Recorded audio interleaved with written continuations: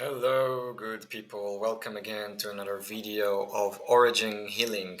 And today I want to talk about a small subject that is very, very important for any of you who's doing spiritual healing, walking on any spiritual path, and of course, if you are on this midlife crisis journey of finding who you really are and what you should do in this world. And I touched upon it in another video, but I want to stress it again in a different angle, which is what is the most important question you should ask your soul, right? Your higher self. Like, what do you want to manifest in this world that has a part, that has a root up there or down there or inside? Depends on how you see it, in the core essence of the universe and of your soul, which are basically the same thing anyway. So, in all of these spiritual traditions and all of these quests for self growth, we can be stuck in one way, which is more like the good, the positive, egoic side of the spiritual salvation or the spiritual enlightenment is how do I gain it for myself? Which means how do I become enlightened? Or show me my purpose. Or how do I find my soul purpose? And how do I find what I'm really here to do? And this is a good thing because when you find out what you're here to do, you're a whole complete person and you can help others. And when you find enlightenment, then you can be a teacher and you can enlighten others and you can help them find their way. Of course, it's not just for you. The gift that you receive the gifts are not just for you. And the qualities and the skills that you develop along the way are not just for you because they're going to radiate out of you. But there's a very simple little thing that you can miss is that if your orientation is to do it for yourself, then something here in the path, in the searchlight that you're looking for the enlightenment and looking for the clues and the signs and the symbols are focused on you, on yourself, on your journey. And let's put aside the fact that, of course, first you start with this kind of hunch that you're supposed to do it for yourself. And once you start seeing that it's actually working and you believe in it and you lose the skepticism and you trust the path and you trust the signs and you follow them, then usually you get the sensation that, oh, this can be useful for others and I can also help others if they need, you know, as a coach, as a healer, as a teacher, or just as a role model, as an example. But it still means that you're looking at it from a kind of a narrow way, which should be much broader. And it's more like, what is my purpose of service for others?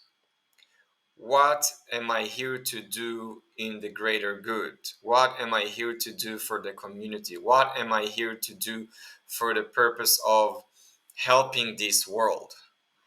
If you look at it from a much wider angle of yes, using your skills, using your gifts, using your enlightenment, using your experience, using your connection to the divine, using your skill set that you just acquired with programming or cooking or gardening or accounting or being a lawyer, it doesn't matter what you want to become.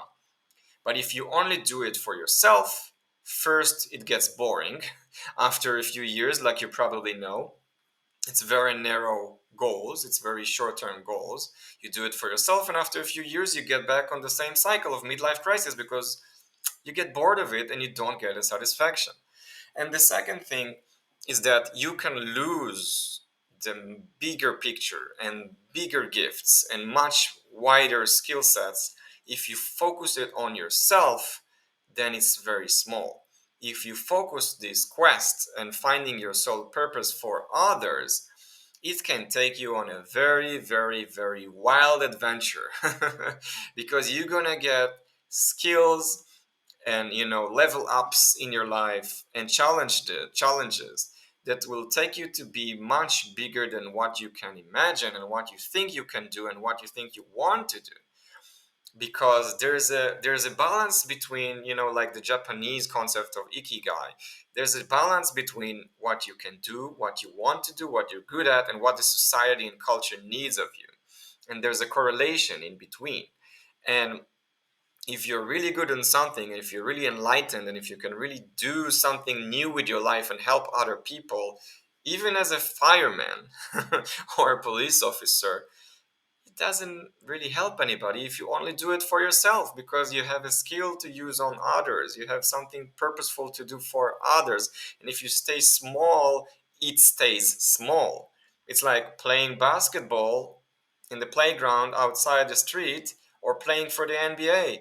It's the same game, but the effect is so much bigger and your level is so much higher, even though you're playing the same game.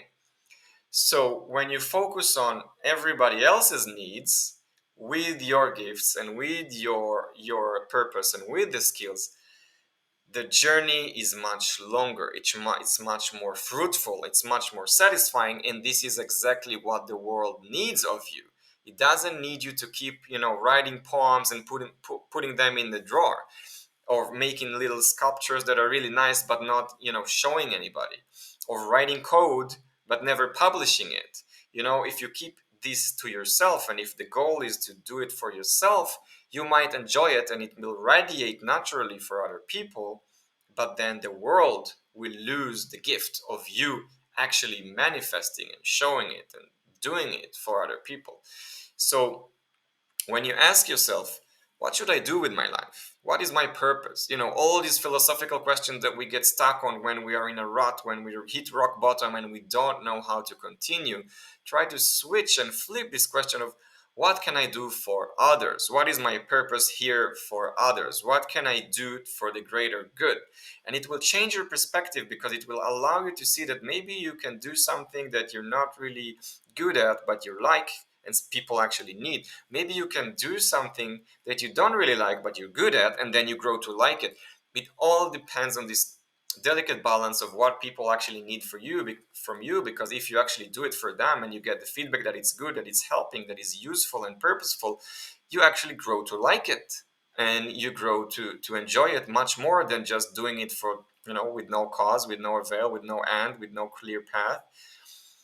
So I really advise you to take this question again and ask yourself what you can do for XYZ family, community, society, culture, region, company, whatever, as long as you're not the sole benefactor of this gift. And once you do this and you start following the signs and following the challenges and accepting them, you might see that